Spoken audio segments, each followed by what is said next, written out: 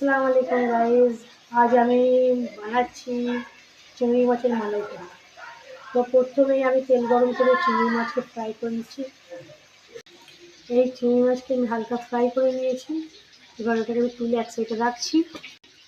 পেঁয়াজ বাটা তেলে দিয়ে দেবো।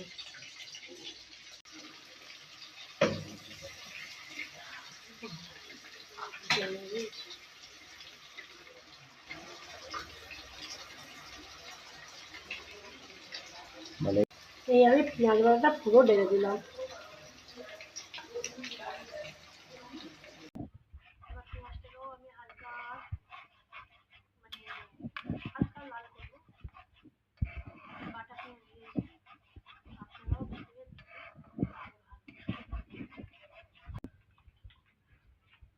এবার নারকেলকে আমি ভালো করে বেটে নেওয়ার পর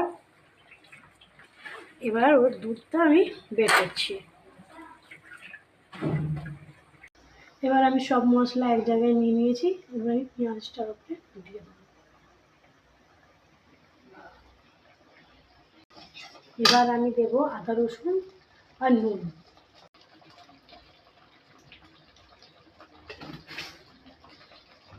আদা রসুন দাদা মাপ অনুযায়ী দিতে পারবো।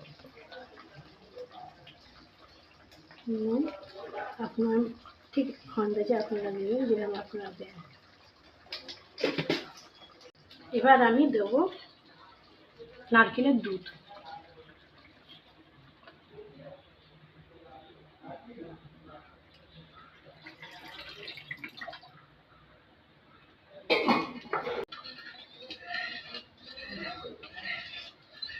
এবার আমার পুরোপুরি সব মশলা কমপ্লিট হয়ে গিয়েছে। এবার আমি চিংড়ি দেব।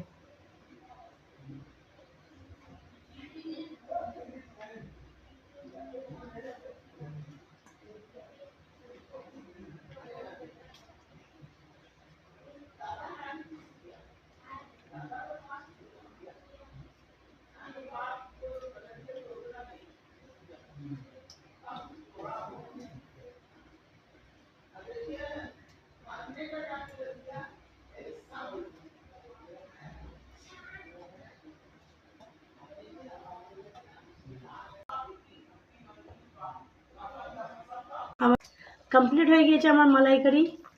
এবার আমি বন্ধ করছি। বাই বাই গাইস, আসসালামু আলাইকুম।